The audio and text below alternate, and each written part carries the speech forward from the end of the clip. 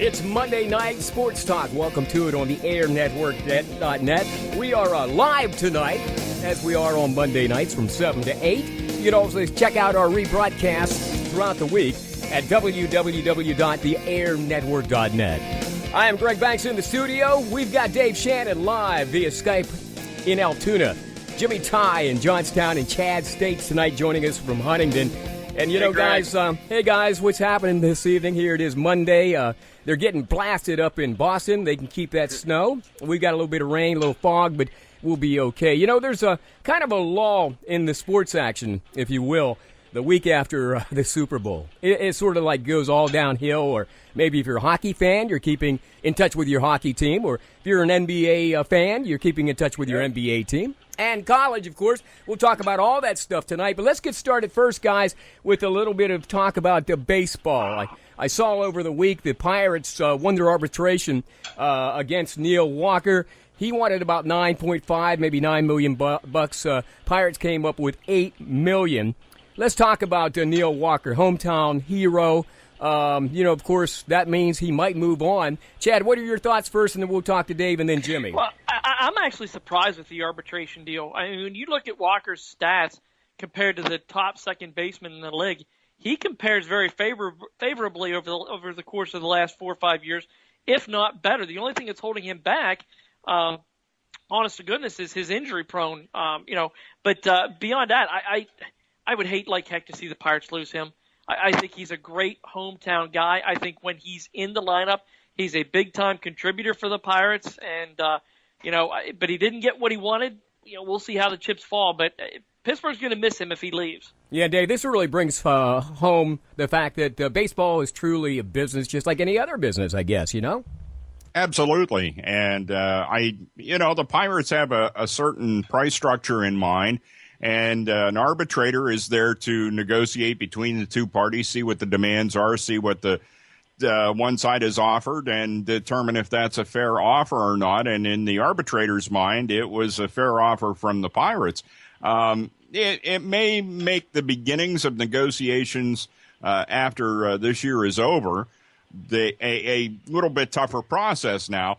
But in the end, you know, as you say, it is a business, and they count the pennies a little bit closer in a market like Pittsburgh as opposed to maybe a New York or any of the L.A. Squads, or maybe even San Diego at this point. What the heck is going on there? Oh, yeah, and just so everybody is aware, the arbitration team they are independent. They are not, of course, from the Pirates and not from the Major League Baseball, as it were. Jimmy, your thoughts on Neil Walker and what it means if he does happen to leave Pittsburgh after this season, because I ran into somebody in the store who just said they'd be heartbroken.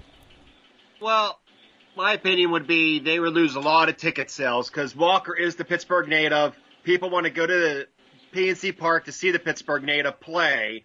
He's a hometown product, so I think they would lose a lot of ticket prices. Well, not ticket prices. They'll lose a lot of fans who root for the hometown guy. Yeah, exactly. That'd be like almost sort of like losing McCutchen for some reason. I'm thinking. Yeah. I don't know. If you look at Walker and his stats, he batted fourth in the lineup. McCutchen batted third. Then you had Walker, and then you had what? Was it Russell Martin in the fifth slot? Yeah, let's talk about that a second. I just saw something arbitrarily about Kong coming in, and maybe, Chad, them putting him in the fourth slot, because I believe in Korea he batted fourth. Is that true? Anything you hear about that? I haven't seen anything like that. All points to me show that Jordy Mercer is going to be that shortstop. So, until Walker leaves, maybe next year that might happen. But right now, I would see Walker slated in the fourth or fifth slot like he was last year, with Jordy Mercer batting down, 7-8 position at this point in time. So where would they put if Kong gets into the lineup? Where would they put him? If he gets into the I guess he would end up splitting time with Mercer. Yeah. You're probably looking somewhere around 6-7 region maybe. Yep. Okay. Yeah, that might be a good spot for him. Hey, Dave, you touched on something. San Diego Padres look like they're loading up. Let me go to Chad on this first because he brought this up. James Shields just signed today from Kansas City. Man, they're loading up. They got Kemp and everybody, Chad. It's unbelievable. I mean, this team was very close to being 500 last year. They got Matt Kemp, Justin Upton, Will Shields, and Will Myers, and then big game, regular season big game, right, Dave? Yes, James Shields whenever we go here. So they are clearly making a move in that powerful West with the Giants and the Dodgers to say, hey, we're going to be a player this year. Now, do I think that makes them World Series contenders? No, I still don't think that they're a World Series contender at this point in time, but it definitely gives them a better shot at the division than what they had going into it. Oh, no doubt, no doubt. Dave, have you heard anything about the Cubs loading up as well, even though they have their new manager now, that they might be looking at scarfing up some guys? I would certainly expect that. I think the Cubs have an expectation after bringing Theo in there, and I would suspect that there are things that are going to happen. You got him and Madden, and it's like there's expectations now that the Cubs are definitely going to be in the mix when it comes to the postseason this year. The one thing about all of this, Greg, that sometimes goes lost in a discussion because you hear the names flying around, and especially at the beginning of the season, it remains to be seen what happens with these guys once they're on the team. Do they actually have a chemistry? And it is a baseball. Now, football's pretty team-oriented sport as well as hockey. But, you've got 9 guys out there on the field, and how do they come together as a team? You can bring all those names together. There's no guarantee what you get then as an end product, though. I think Oakland kind of proved that with all the deals they made toward the end of the season, which in the end did not help them achieve what they were after. Mm-hmm. There was no chemistry there at the end. Jimmy, what are you hearing about this San Diego thing? Do you think that's a pretty good swap this year? Get Shields in there and, of course, load up with the kingpins, as it were? The outfield is packed with Upton, with Myers, with Matt Kempit. You have to realize Matt Kemp is injury prone. Just how we were talking about Neil Walker being injury prone. Yeah. Matt Kemp is injury prone. So maybe, I don't know about that, but when Matt Kemp is healthy, he's a beast out there. But then you look at their pitching staff, you have Ian Kennedy, who played for the, I believe it was the Diamondbacks last year. You have Andrew Kashner, right, and you had James Shields. Them 3 guys are good pitchers in the National League. So I can see them hopping over the Giants, hopping over the Dodgers this year, but I don't see them going anywhere clear the World Series. Well, you know what blows my mind? We probably won't really hear much about the Padres, quite frankly, until playoff, because, the fact that they're on the West Coast, let's face it, we're not seeing a whole lot of games of theirs here on the East Coast. And I'm looking at some of the ESPN stuff already where they've selected a couple of Pirate games, and I'm not seeing a whole lot of Padre games, guys, this year on baseball, though MLB will probably carry some of that anyhow. Hey, let's talk a little bit about the NFL. Of course, as I said, there's always that lull in the action after the Super Bowl. I don't know, any of you guys watched the Grammys last night? And see, Kanye. Well, not just Kanye, but even Madonna, who looks like she's just getting old. I'm sorry, but the reason I mentioned that, Edelman was on there with who's the guy that did the interception for Malcolm? Malcolm. Butler. They were on the show last night, and had the guy that was presenting not even mentioned who the hell these 2 guys were, I'd have had no freaking idea. So the Grammys have certainly changed. But let me throw this out there. Rex Ryan goes to Buffalo, okay? And he makes some kind of statement about we're going to be the bullies of the NFL. Now, this is 2 weeks ago. Today, they hire Richie Incognito, the guy that got kicked out of Miami and had to sit out for a year, who's known as a bully in the NFL. Your thoughts first, Chad, and then Jimmy. Well, you can't say that he isn't backing up his words, that's for sure. Oh, yeah. To me, it was a bit of a shock. But, anything with Rex Ryan, you can't be surprised. But, does this guy deserve a second chance in the NFL? That's really what you got to ask yourself the question. I think everybody does, don't you? What do you think? We're going to see. We're going to see if he's, learned a lesson or, what really transpired out of this whole deal. I think it's a bold move for Rex. I honestly think it's a good move for Buffalo because it shows that, hey, Rex is going to be willing to do whatever it takes to get us back to the playoffs, to get us back to where we once were. So, I guess hats off to him for a bold move. Well, let me ask Dave, what do you think about Richie Incognito coming to Buffalo? First of all, Buffalo doesn't have a quarterback, but he is one of the best offensive linemen you can get your hands on. I think the propensity in Buffalo of late has been to set up a running game anyway. I think that's why they've ignored their quarterback. Now that you have Rex Ryan there, he may go down that road. He may continue that. Maybe that was why he wanted incognito. But there's also maybe he wants to portray that bad boy image. And turn Buffalo into the bad boy team. I have no idea. Rex Ryan is just on his own little idiosyncrasies that he has as far as preferences with his wife. Well, I understand he got that tattoo changed last week. He now changed the colors to, I guess it was red and blue or blue and white, and it doesn't look like Sanchez is on his arm anymore. Yeah, I would hope not. Jimmy, what are your thoughts on this incognito pickup? How do you feel? Do you think Rex will be able to handle this guy? Yeah, but that's the type of coach Rex Ryan is. I don't think he was like the type that Joe Philbin was down in Miami, where he was laid back and let the team handle their own business. Yeah. Rex Ryan will be in that locker room, and he will tell Incognito what's going on. And I think it was a great move by Buffalo to get the baby face killer in there. Oh yeah, let me ask you this, Jimmy, and then we'll ask Chad and Dave. You think Rex is going to go after Sanchez, who might be available? Do you think he'll bring him into Buffalo? No, I don't think. And why not? Go ahead. The history that he had, whenever he had Sanchez, he played him, and then all of a sudden he benches him. Yeah, but Rex had a love affair. I don't think Mark Sanchez wants to play for Rex Ryan at all. You don't think? Okay, what do you think, Chad? Yeah, I don't think he's going to go there either. I think they're going to start out with E.J. Manuel at the beginning of the year, unless they can somehow find a miracle somewhere in the draft. Maybe they just draft, somebody. But at that point in time, it's still going to be a year behind. So I think he's going to live and die by E.J. Manuel this year, and then just see what happens after that year. But no way is Sanchez and Ryan going to be tied together again. Yeah, but, Dave, Sanchez had some glimmers of hope last year. I mean, he certainly had some games in which he looked good whenever he did get a chance to get in there. I don't think it's whether Sanchez has the ability or not. I think it's more of whether Sanchez would want to play for Ryan again. It's just that simple. Oh, okay. And I think that's what it boils down to. I think Sanchez excuse me. Go ahead. I think Sanchez could definitely be a good addition for any team. And it depends on the kind of situation that he's put in as well. Mm-hmm. I don't think he needs to be in a pressure situation as far as having to pass, right. Having a pass-heavy type offense.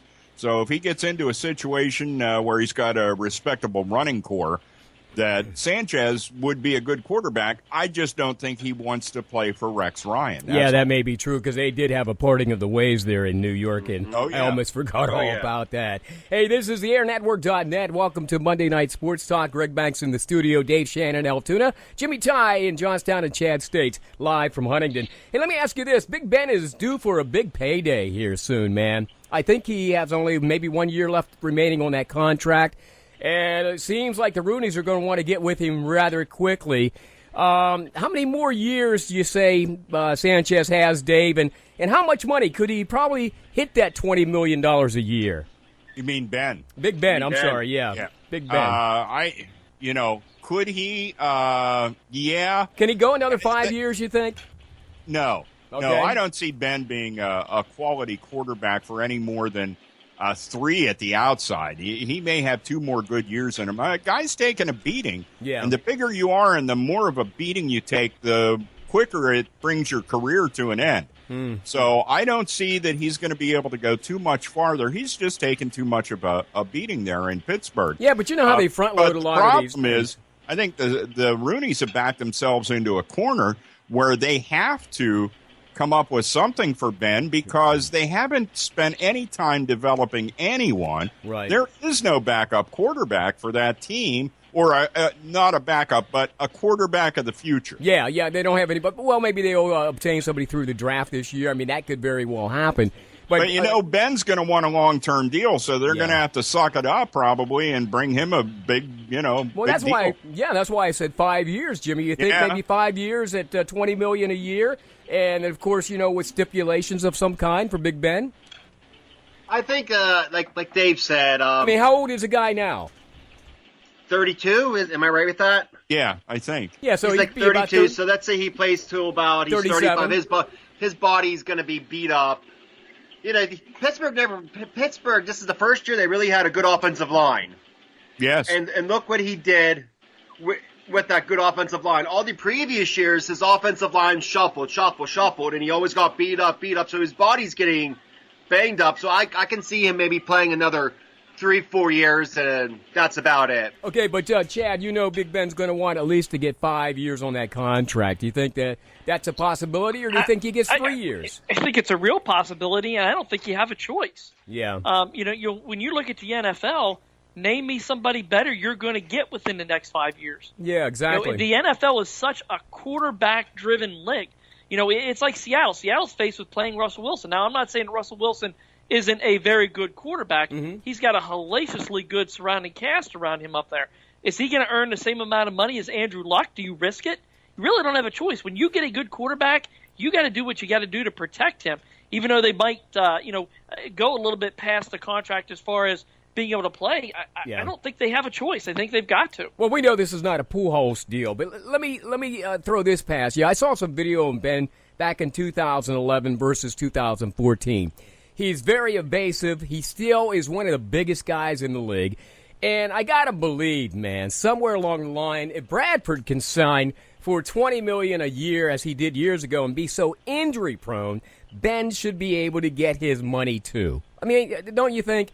I mean, he ought to at least get paid and somehow, maybe give him 3 years and then with an extension for 2, and if he doesn't make it, they're out. I'm sure a lot of this doesn't have to be guaranteed.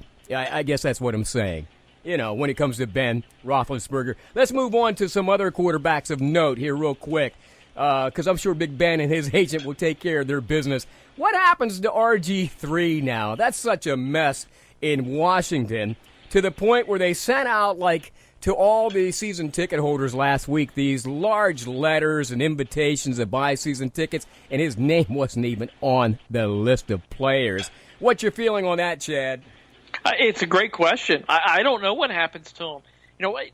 Washington doesn't really have another viable option. They tried to play Kirk Cousins last year. Mm-hmm. That did not turn out that well.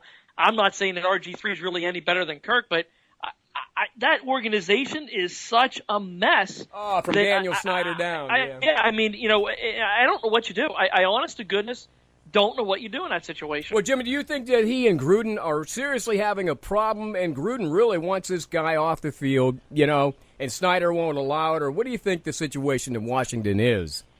Power struggle. Okay.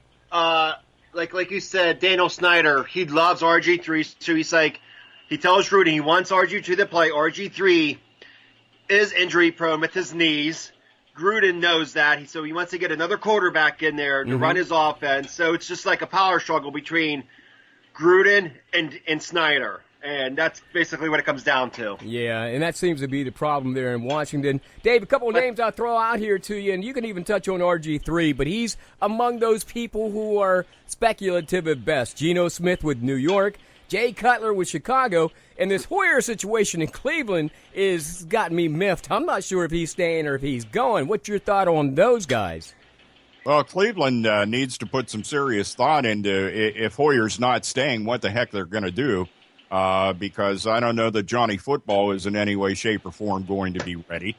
The RG3 situation, it gets down to, okay, well, once again, what's your choice? Do they have an option? Out of the names you mentioned, I don't hear anybody that's going to, necessarily be the guy you want to go to. Right. I actually, back to Hoyer quick, I felt for the guy. Mm-hmm. I mean, he was the guy that turned the Browns into a competitive team, right? Almost right up to the end, and then all of a sudden Johnny Football comes in and makes 2 or 3 good plays in a game, and he's your starting quarterback. I know they have a lot of money invested in him, but he's not your starting quarterback. Well, and I think he's a head problem beyond whatever this rehab situation is. I'm not so sure he's even.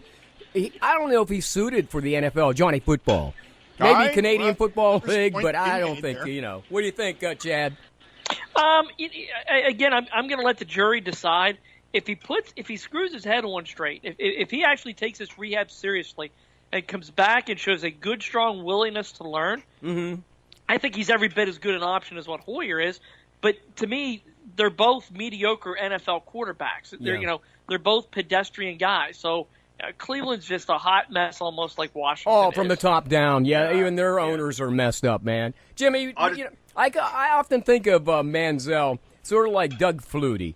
Get to the CFL, and kind of like fashion your style and then come to the NFL. I have a problem with Johnny Manziel's size. He can't even get the ball up past the hands of the defensive line. Johnny Manziel, to me, is the next Ryan Leaf. Yeah, there you go. Yeah. He's the next Ryan Leaf. You always see on the internet the best of the first round, right? Yeah. He is, to me, the next Ryan Leaf and the next Jamarcus Russell. So and we know they're all busts. So they're all busts. So if Johnny Football was smart enough, he would go to the CFL, play a few years in the CFL, get to know pro football a little bit. Even though it's Canadian football, it's still pro football. Yeah. Get to know pro football a little bit better, and then come back to the NFL. Yeah. I think that'd be a great venue for him too, Jimmy. In fact, because the field's wider, and what's his claim to fame is his ability to ad lib. Exactly, and the run. Much better arena to ad lib in. Yeah, and I believe and I agree with you, Chad. Any thoughts on that? No, I mean, I don't even know if he can succeed in the CFL. I'm not sold on Johnny Football being a very good quarterback at the end of the day. Right. Well, it's Monday Night Sports Talk on the airnetwork.net. Greg Banks in the studio, Dave Shannon, Altoona, Chad States, Huntington, Jimmy Ty in Johnstown. Coming up, we'll talk about a little college basketball, college football with recruiting day last week. The NBA, we'll talk about those guys. Penguin hockey, Penn State wrestling, and a whole lot more. Stick around. It's Monday Night Sports Talk on the airnetwork.net.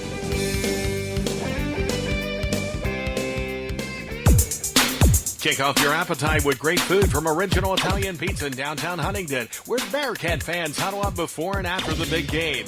OIP in downtown Huntington provides your taste buds with appetizers, dinners, pizzas, subs, and so much more. Stop by OIP in downtown Huntington for a sandwich, meal, and cold drinks 7 days a week, or call ahead for takeouts at 643-0665 or 643-0666. OIP in downtown Huntington with the best food and the lowest prices in town. Need printing services done with quality, on time, and at a reasonable price? Then stop by Images Print Shop in downtown Huntington, where they can help you design and print brochures, business forms, business cards, newsletters, flyers, and so much more.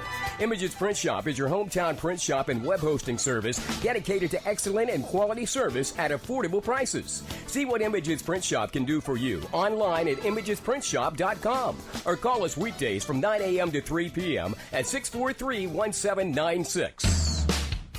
Hey, Frank, some of us are going out for lunch. Want to join?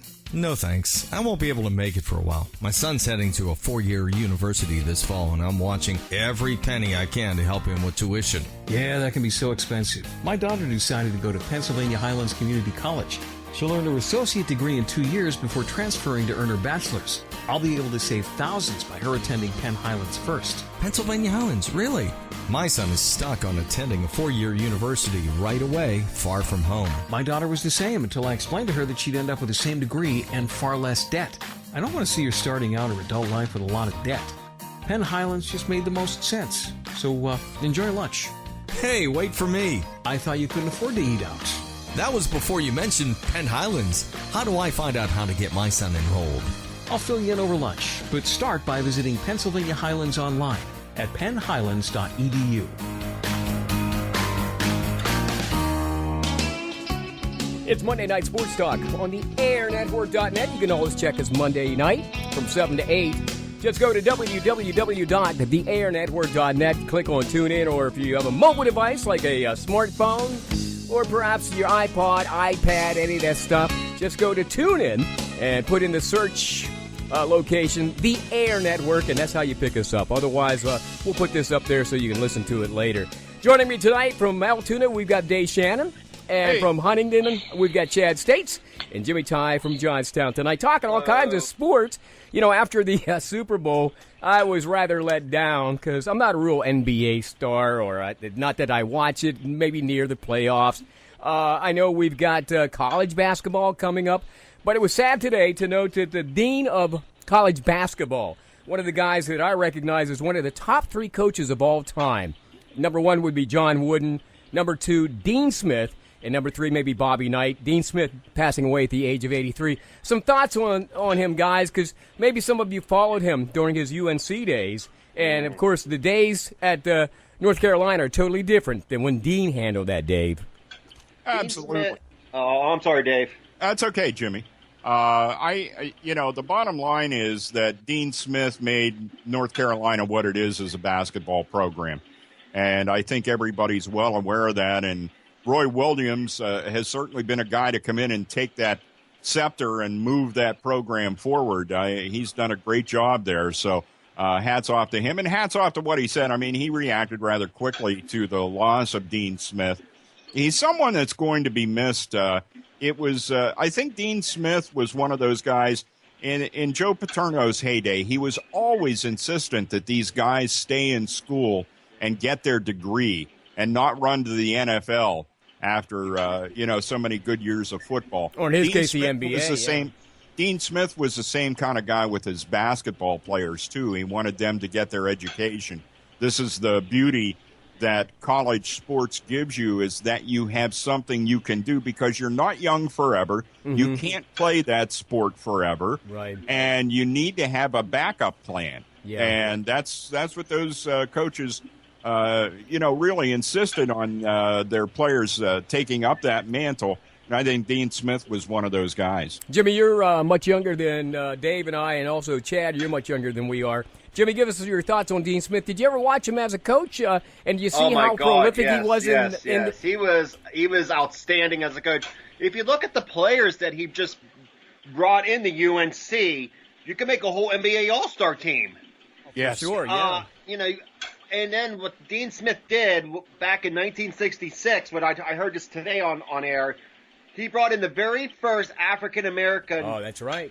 scholarship player to ever play at North Carolina University. Right, yeah. He was a trend center in the South during that time, and he didn't give a darn. And, he just didn't do that in the classroom or on the basketball court. He cared about his players. Cared about his players. If a player was having a rough day, he would go over to a player. He would excuse practices, go to that one player, and just talk to them about life in general. Yeah. And he brought in players like Michael Jordan, James Worthy, Vince Carter, Rasheed Wallace, Brad Daugherty, Sam Perkins. Woo. The list goes on and on and on. Antoine Jamison. Mm-hmm. The list goes on and on and on.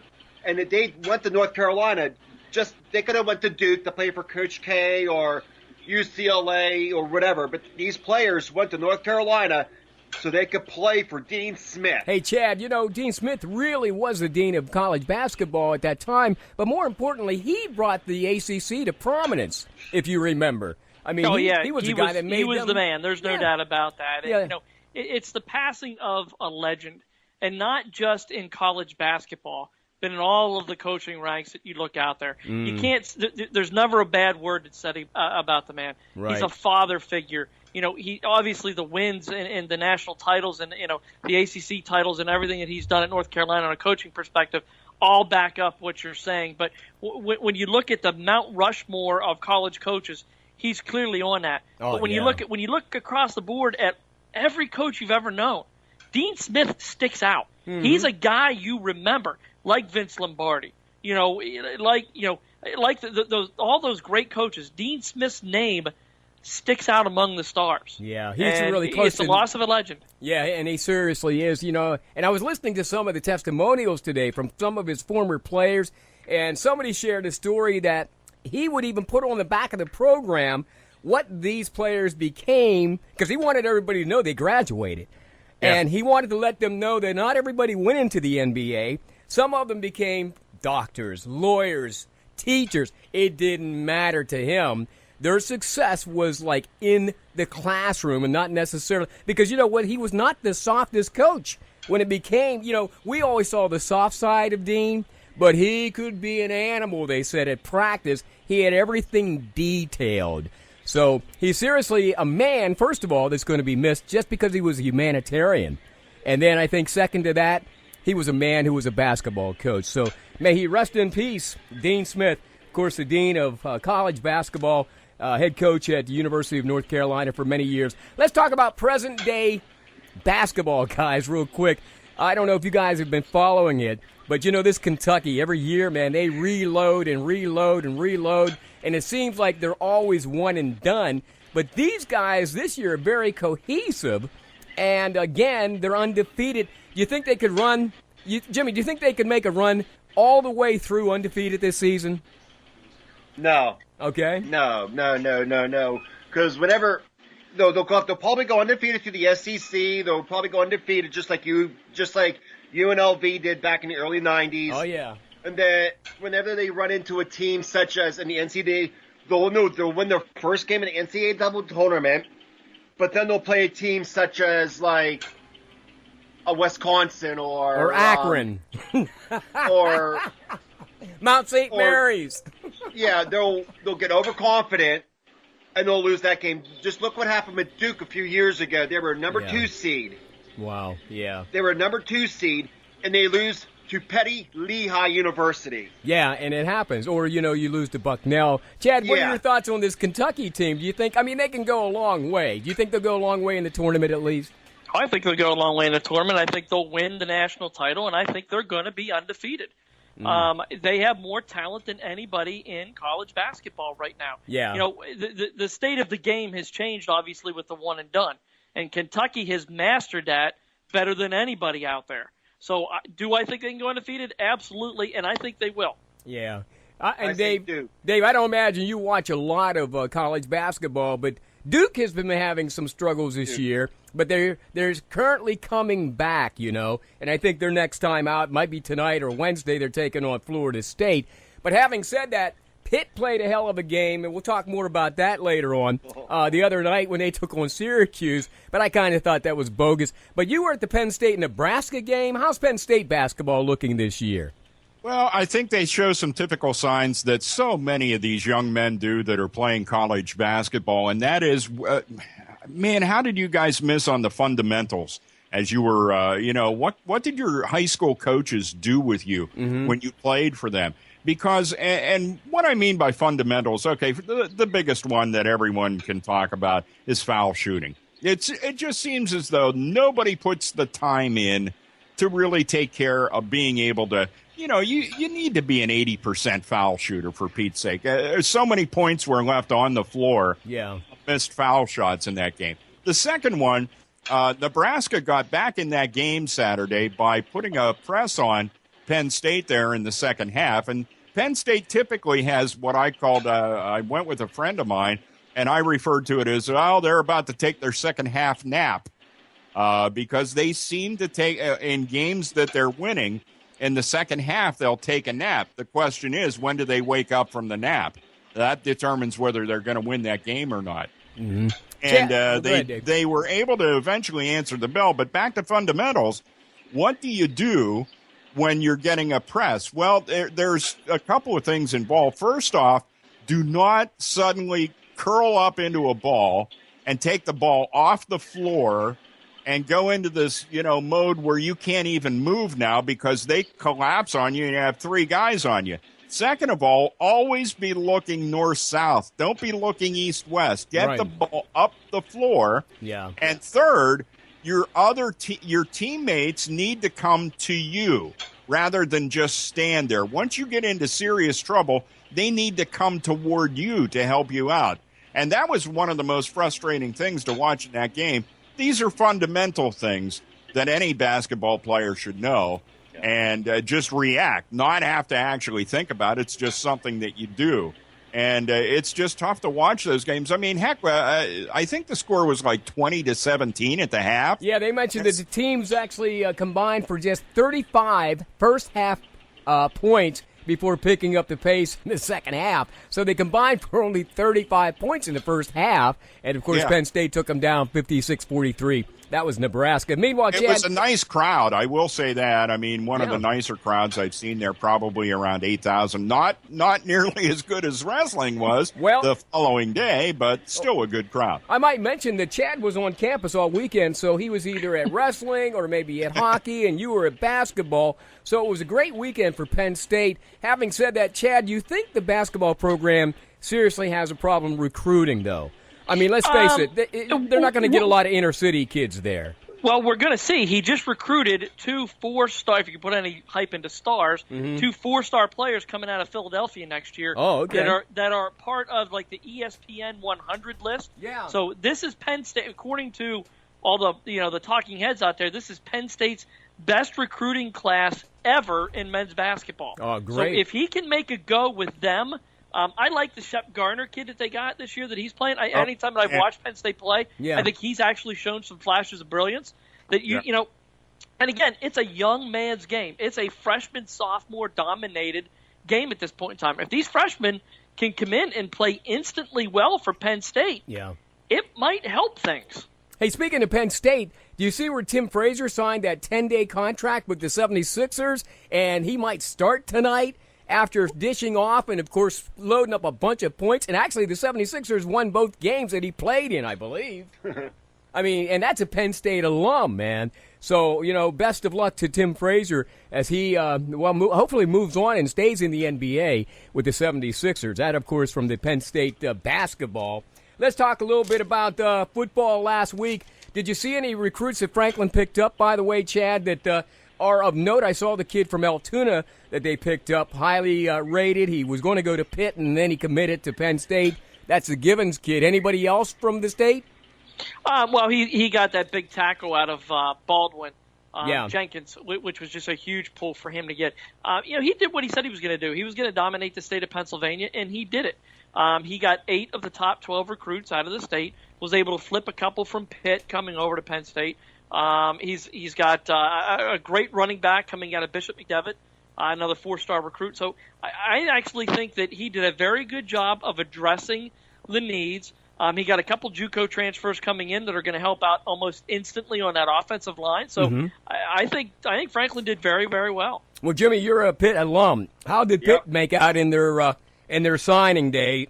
I know Narduzzi just coming in probably really didn't have a lot of time to prepare, but did they do well or not? I think they did all right. They got the best quarterback out of the state, a 4-star quarterback by the name of Ben DiNuzzi from Pine Richland. He originally was going to go to University of Pennsylvania, but last minute he decided to go to University of Pittsburgh. They got Jordan Whitehead, a defensive back from, I believe, El Cuipa area. Okay. And Whitehead is another 4-star recruit. So I believe Pitt didn't get as many number of recruits as Penn State did. Yeah. But the ones that they got, was really going to help out that team. Because if you look at Pitt next year, they have James Conner as a junior. You have Tyler Boyd as a junior. You have Chad Wojciech as a junior. Pitt's going to be Pitt's not going to be a sleeper next year. They're going to be the real deal. Hey, Dave, last week at, of course, National Signing Day, Franklin really played that up, man. I mean, he played a lot of social media, FaceTime, Skype. He had these guys there, and they turned that into a celebration. There was a war of words, if you will, between the Pitt coach and Franklin. You think that's going to really get the competitive juices going when we realign ourselves in this big game coming up in 2016? No. Okay. It's just, it's lost, it's forgotten. You know, I don't know. It's a shame. I always look forward to it. You knew it was Thanksgiving weekend because Penn State was playing Pitt. And it was always a big game. It meant something. Neither one of them were in conferences at the time. They were independents, so to speak. Yeah. And it made for such a good game, but that's all gone now. Well, you know who I'd like to see? Separate conferences, even though they're within the state. Probably the biggest battle was just had last week in the recruiting war, and Franklin won this year. Yes, he did. Got the final score on that. You know what? I did see Coach Franklin at the basketball game. He was walking no more than about I don't know, maybe 10 feet in front of me, and I didn't want to run up to the guy. You know, it's like, hey, he's there with his Coach, wife I'm Dave Shannon. and his daughter, and it's just like, hey, you know, this guy's here to watch a basketball game and do what he does. Hey, he was all over campus this weekend, huh, Chad? He was at the wrestling match. He was also, I believe, at the hockey rink for the Wisconsin game, one of those games, and he was probably at the women's game, too. So, you know, he's doing his job. He's socializing, and he's doing exactly what Penn State needs is a very, very visible coach, you know, so things are happening there. Hey, by the way, go ahead. There's one thing I wanted to say quick, Chad. It was funny to watch the reactions of the people as he was walking in the concourse because the game had already started, and so there were a limited amount of people in the concourse. But it was that starstruck thing where people pointed at him and their jaws dropped and they couldn't talk anymore. Well, he's a rock star. He is. He's the face of the university, and he's the best person to make you forget about everything else. He's what Joe was, I believe. Or, you know, but, I mean, he's getting there. I'll put it that way, you know. Joe never really went to, like, a lot of them sporting events. Joe stayed with his wife in his house. Yeah. Did his football stuff. Franklin, he's going to hockey games. He's going to basketball games and wrestling matches. He's showing Penn State community that he wants to be involved, just not with football, but with everything else in that community. And I bet you my bottom dollar he'll be a Thon this year. Oh, I'm sure. He'll be a Thon this year, guaranteed. This is theairnetwork.net. Welcome to Monday Night Sports Talk. Dave Shannon, Altoona, Chad States, Huntington, Jimmy Ty in Johnstown, and yours truly, Greg Banks, in the studio. Hey, let's stay on basketball for a second real quick, Jimmy. There's some thought that, you know, like here it is again, LeBron should be the MVP of the NBA. But in my mind, Steph Curry is the MVP. What's your thoughts on that whole thing? And then, of course, they got the NBA All-Star Game coming up shortly. First off, the NBA All-Star Game's a joke. Okay. Let's get real. That the NBA All-Star Game's a joke. We said that last week, yeah. It's going to be street ball galore. If you want to watch street ball, New York City, why don't you go down to Rucker Park? One of the parks, yeah, exactly. Why don't you go down to Rucker Park? Yeah. But Steph Curry, now, he is the face of the Golden State Warriors, even though the Warriors have Klay Thompson and Andrew Bogut. Steph Curry's the face of that franchise. LeBron, he was injury prone. He was out for like 3 weeks or 2 weeks or something like that. Yeah. And Steph Curry stepping up 50 points, I think it was like last week. Yeah. Steph Curry now is the 51, front runner for the Steph Curry right now is the front runner for the MVP. Yeah. Well, let me ask you this. Who's the biggest surprise this year? Now, I know Cleveland's just gelling now with with Kyrie and with Love now on. They're kind of gelling. But is the biggest surprise Atlanta or the Wizards this year for you? My biggest surprise is Atlanta. They got their starting five for the first time in NBA history. All got Player of the Month. They're starting five. Oh, that's right, they did. For the Atlanta Hawks. And you know, the weird thing is we still don't know the names of those five guys. Kel Korver, Jeff Teague, Al Horford, Mike Smith, and I can't think of the fourth one. But yeah, see, that's what I'm saying. Why didn't they put their names on the cover? They should have put their names on the cover of Sports Illustrated. If you're going to put their pictures there, tell us who the hell these guys are. That's all I'm saying. But if you look at a team like, let's say, the Cleveland Cavaliers, everybody knows their starting five. Yeah. You look at a team like San Antonio Spurs or the Miami Heat. Yeah. Everybody knows them players, but nobody knows Atlanta. Hey, Chad and Dave, you guys can jump in here. I know you probably don't follow the NBA like Jimmy does, but let me. Well, I was ahead, happy Chad. to see Charles Barkley score 30 points the other night. Wait. It's been a while, huh? I'm way behind. The only thing I want to say about the NBA is I'd like to tip a hat to Greg Popovich. Oh, yeah. You know, when we're talking about great coaches of all time, Popovich has to be up there in all of them. I mean, this guy he flat out gets it. He gets the respect from his players. Yep. He's a great interview. I mean, he's just very when he does the interview. Hey, sometimes he doesn't want to do the interviews. Wow. Yeah, he's tremendous. I like the guy. So, you know, tip of the hat to him, and you know, I'm hoping Michael Jordan scores 50 tonight. Oh, there you go. Okay, yeah, it's been a while since I've watched too, but not that long. Jimmy, the biggest disappointment this season, Oklahoma or the Lakers? Oklahoma City Thunder. Yeah. Because you understand. Okay, Kobe's getting up there in age. Right. He's been carrying the Lakers for all them years. You look at Oklahoma City, Russell Westbrook, he's an all-star. Kevin Durant, he's an all-star, which I don't know why. He was out most of the season. He finally came back. They don't have that chemistry that they did last year. So so Oklahoma City is a disappointment. They're 10th right now in the West. Well, since you touched on Kobe, how much longer is he going to hang in there, man? Another year. Actually, I think this might be it. That's He's what I injured was now. thinking. He's not coming back. He's done for the year. This might be it. Do you think he'll come back, Chad, to do a farewell tour, though? I mean, seriously. I mean, even though he's injured. I guess all athletes do it. I don't think he should, though. Yeah. I think he needs to hang him up. I mean, Jeter did, and if you go down the line, everybody who sticks around for that 1 year, even though they don't get that much playing time, he'll at least get that money or some of it and say goodbye maybe next year. That's what I'm thinking anyhow. So, anyhow. Not everybody's Mariano Rivera either. Yeah, that's true, too. And they're not going to get that kind of respect either, man. And one of the coolest things, I'm going back to the Grammys real quick because this thing pops into my head. When they opened up last night with AC/DC, man, were they rocking or what? AC/DC rules. That's all I got to say. I didn't even watch the rest of the show. Funny story about AC/DC, Greg. What's that? I was living in Florida, okay? Yeah. And they live in a little, the lead singer lives in a little development right next to Jerry Springer's house. Oh, my God. Jerry Springer. Okay. Go ahead. And it's in Berkeley Park. Yeah. And we're doing a story over in Berkeley Park, and I'm standing in front of the lead singer of AC/DC's house. And I'm like, I wonder what's in their garbage. So I literally went up to his house, went through his dumpster garbage bin thing just to be curious what rock stars drink. Yeah. And it was nothing but beer bottles. Really? Oh, Jimmy. Imported beer. How can you live so long and be a rock star drinking beer? Yeah. I'd like to try it right now. That's my funny AC/DC story for the night. All right. Well, thank you, man, for that story. Now we got to get on to real sports coming up next here on Monday Night Sports Talk. Dave Shannon, Altoona, Jimmy Ty in Johnstown. We got Chad States, by the way, in Huntington. I'm Greg Banks, and we'll be right back with more Sports Talk on this Monday night here on the airnetwork.net. Stick around.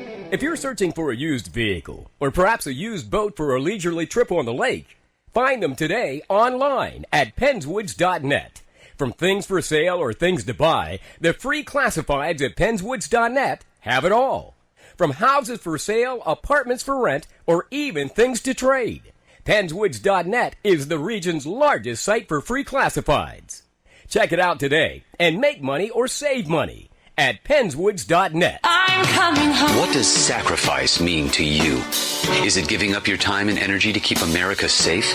Is it putting yourself in harm's way to protect our nation's way of life? No? Then maybe it's giving up that third latte to take care of the heroes that do. The VFW makes it easy to help. Just call 1-855-9-HELP-VET. That's 855-9-HELP-VET. The VFW. No one does more for veterans. This message brought to you by the Huntington VFW Post 1754 on Penn Street. Pop's Diner, 4 miles east of Huntington on Route 22, is keeping it fresh daily with great food at a great value for family and friends in a fun atmosphere. From their fresh-cut French fries, home-baked pies, and their home-style cooking, Pop's Diner is the #1 destination for many hungry appetites. Stop by Pop's Diner for breakfast, lunch, dinner, and great service 7 days a week. Pop's Diner, east of Huntington on Route 22 for excellent service and delicious home cooking at a great value every day. The Burns Law Firm is an experienced law firm located at 104 South Center Street in Evansburg, just steps away from the Cambria County Courthouse. Attorney Tim Burns and his staff will provide you with professional expertise in DUI, family law, personal injury claims, plus other areas of law at reasonable rates and fees. Contact Attorney Tim Burns for a consultation by calling 814-471-1701 or online at www.attytimburns.com for more information. It's Monday Night Sports Talk. Greg Banks in the studio. Dave Shannon live, Altoona. Chad States, Huntington. Jimmy Ty live in Johnstown. We do this every Monday night. Monday from 7 to 8 p.m. live. And, of course, you can always go up and listen to it live or at least the rebroadcast on our website at www.theairnetwork.net. And we want to thank all of our sponsors that have come on board for Monday Night Sports Talk. Meanwhile, guys, let's talk about this. This is bugging me. I watched Tiger Woods go through the first round of his golf tournament. I guess it was Thursday, Friday, and then he bailed out after the first round with some glute problems. Now, is glute like your ass or is that your back, Chad? I'm not sure, but he had some glute problems or muscle problems. Is the guy done, or what's going on with Tiger, man? Glute is your backside. There's no doubt about that. I think he's washed up. He's not been the same player since since his wife news left broke. him. That he was out seeing other women. Whoever those other women were. He's just not been the same player. His mental game has gone. Have you seen the women to the crapper? His physical game has gone to the crapper. I think Tiger Woods is done, and it's time to pass the torch to Rory McIlroy. And it's not because he's changing coaches all the time, but it's because he really is physically not able to do this any longer. Yeah, and his demeanor's not the same either. I mean, he's not hungry. He's not the same guy. Yeah, that's crazy. Yeah. David, you been following any of that, or Jimmy, with this pro golf thing? Because right now, I'm not really even seeing Phil Mickelson out there anymore. I'm not really sure what's going on in the golf game. It's sort of like boxing. It's like that was another era or something. Dave? I really don't follow it that much, but I'm in full agreement that Rory McIlroy is the new face of the PGA. Mm-hmm. I think he conducts himself very well. He's just an outstanding golfer. There are parts of his game that remind you of Tiger when he first started, to be honest with you. Yeah. So, I agree with Chad. Tiger has not been the same since that car wreck, since he cheated on his wife. Yeah. Well, and he wrecked his car at his house or in his development, whatever he did. Maybe he's feeling. And then he had, I ripped my ACL, or he has a bad round. Oh, I'm hurt. Yeah. Because Tiger doesn't want to be known as the guy who is going to go out there and try to play golf. He wants to win the tournament. So when he knows he's not going to win the tournament, he chickens out. He runs back to the clubhouse. Yeah, and it's kind of sad. I watched him the other day, and I just felt kind of sad for him. But then I'm thinking, why am I feeling so sad? He just made about probably $50 million just showing up for this thing, and I didn't make a dime that day. I was sitting at home watching Tiger. So it's not like the guy's ever going to be hurting for money again. So anyhow, we'll be watching that golf game very closely. Meanwhile, Chad, I mentioned you were on campus at Penn State for hockey and then also for wrestling. Man, Penn State wrestling, those guys look great against Iowa, but I guess they just didn't have the muscle they needed, huh? Yeah, and I mean, Iowa was favored actually in all 10 matches with higher-ranked guys. So Penn State coming out winning 4 was really outstanding, but it's the way they wrestled. Yeah. They really took it to Iowa. Again, and we have been talking about this all year long, that this is a down year for Penn State, if you want to call an 18-12 decision to Iowa a down year. Oh, yeah. But what an electric atmosphere that was. Man. When we showed up straight from the get-go, I mean, from a 9-year-old girl who sang the Star-Spangled Banner better than anybody I've ever heard in my entire life, just brought, it rocked the house. And then to get out and to have an electric 125-pound match and then have that carry all the way through, what a tremendous venue for that event. It was awesome. It was spectacular. Well, you know what? It even looked good on television. When you see flashing lights, and it's almost like concert-like, and they said there were 16,000 in the house for that thing. Yep. I mean, I just felt so proud because I'm like, man, this wrestling has come a long way. I remember Rich Lorenzo, and Dave, you remember Rich when he was like the coach there, and it was never electric like the way it is with Cal Sanderson in the house, and of course the Penn State wrestlers. I mean, and like Chad said, there's guys on the shelf right now waiting to come off next year who will be national champions. So he's sort of like stacking the deck, saying, it's all right, we'll get a little experience this year, but we'll kill everybody for the next 3 years. And that may be the tack, Greg, but I'll tell you what, not only are they in that kind of a mode, but they're also damn competitive. Oh, yeah, because everybody's like challenging one another. These young kids want to make the team, right, Chad? Right, absolutely. And I don't know of a recruit that could sit through there and say, my God, how do I not want to come to this place? He's locking down the borders. He's keeping all of the top PA talent in state at his place. And if you can do that, you're going to win national titles. Let's face it. I saw so many kids who had wrestled for the Strip Matter boys put together Young Guns, and they have the thing out in Franklin regional area. And then you see Cliff Keen Wrestling School, and you see, these kids are going to these schools when there's small, and they're coming up through the ranks, and they're state champions wherever they come from, and then they're national champions. You couldn't ask, and like you said, they're keeping kids at home here in the state of Pennsylvania. Yeah, Man, Zach Bites, they're 149-pounders from Juniata. Yeah. Quentin Wright, who won a national title, 2 of them was from Bardugo area. You don't have to go far now, how many people to find national titleists. When Quentin Wright was there, for a good example, how many of those people from Penns Valley, Center Hall, State College, Bald Eagle, from that whole area packed the house? At least 4,000 or 5,000 of those people. Absolutely. So that's how they get the attendance that they're getting at Penn State. Now, let me ask you this, because the Pagula Center was busy over the weekend. Penn State Icemen playing Wisconsin. And Pagulas, by the way, are going to talk to Rich Incognito, by the way. I heard today that his wife's going to talk to Rich when he gets into camp at Buffalo. Like, that's going to change something since they own the Bills. But let me ask you about hockey. It's becoming something that we're talking about a lot, right, Chad? Absolutely, and it's a very passionate sport over at Penn State. Every game is sold out, from what I understand. We were lucky enough to have seats right up against the glass, and and everybody around you is up there. They're at a college hockey event. They're up, they're pounding on the glass. They're really getting into it. They're really backing that team a lot. The student section was tremendous. Yeah. They had all kinds of different chants going on for the Wisconsin team. Yeah. Even the goalie had to turn around at one point and look, and he kind of chuckled. It was just a great atmosphere. They had the band up in the student section. Yeah. It was tremendous. That's going to have a very good following, and they're going to be a very good team because of it. That is a top-notch facility. Dave, I don't know if you've had the opportunity to get over there.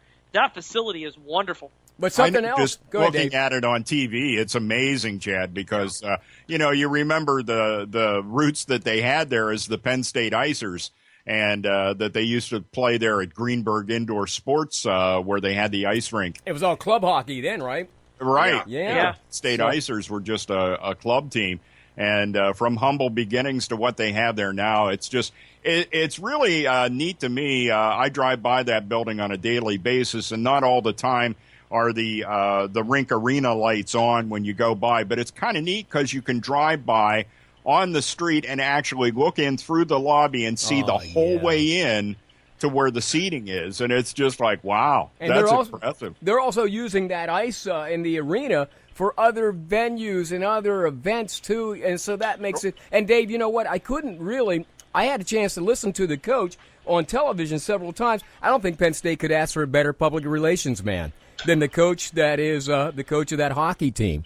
I mean, he just sounds like he's come up through the professional ranks, and he knows what he's doing. He has a game plan. No doubt. Yeah, Big Ten hockey is always if you look at the history of Big Ten hockey, you have Michigan, they always had a good team.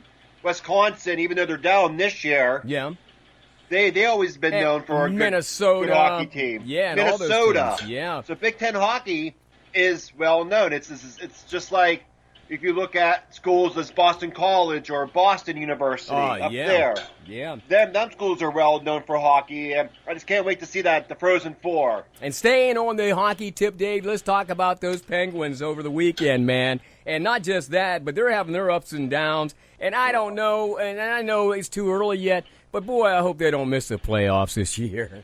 Well, they're not in a position where that's, although I just constantly worry about where they are. They played a 3-game sweep out there in the Canadian West, and they won 2 of the games, and 2 of those were Fleury, and they were back-to-back shutouts after he had some lackluster performances against the Washington Capitals and the Philly Flyers, and after coming out of the All-Star break for them wasn't exactly the most encouraging thing to see.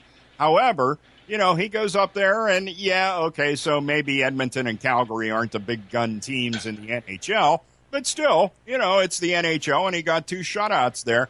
And then Saturday was just an absolute, goodness, horrible game. And then yesterday, of course, you got to consider that 5-0 loss to the Canucks, in which Coach Johnson said one of those pucks went in, for the Penguins, and, he wanted to argue the point, but the bottom line is they just didn't have it. It would have been 5-1. Yeah, that's true too. It's just here's one thing I got to say. Yesterday, the game on NBC was St. Louis and Chicago. Yeah, I'll tell you what. The second period of that game, brought me right back to the way the Penguins used to be, because both of those teams decided we're opening this up, and they started stretch passing.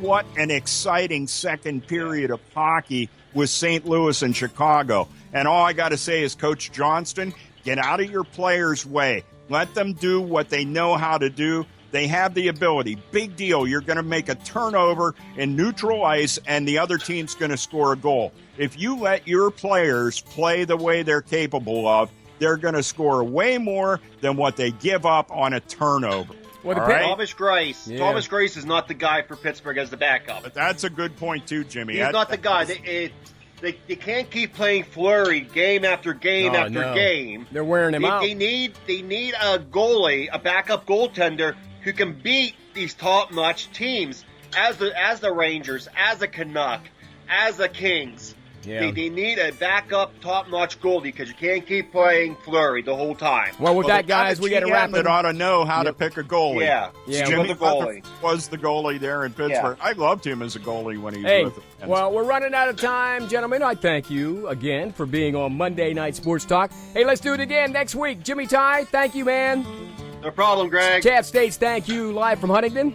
Not a problem. And Dave Shannon, always, buddy, thank you. We'll talk more hockey next week. How's that sound?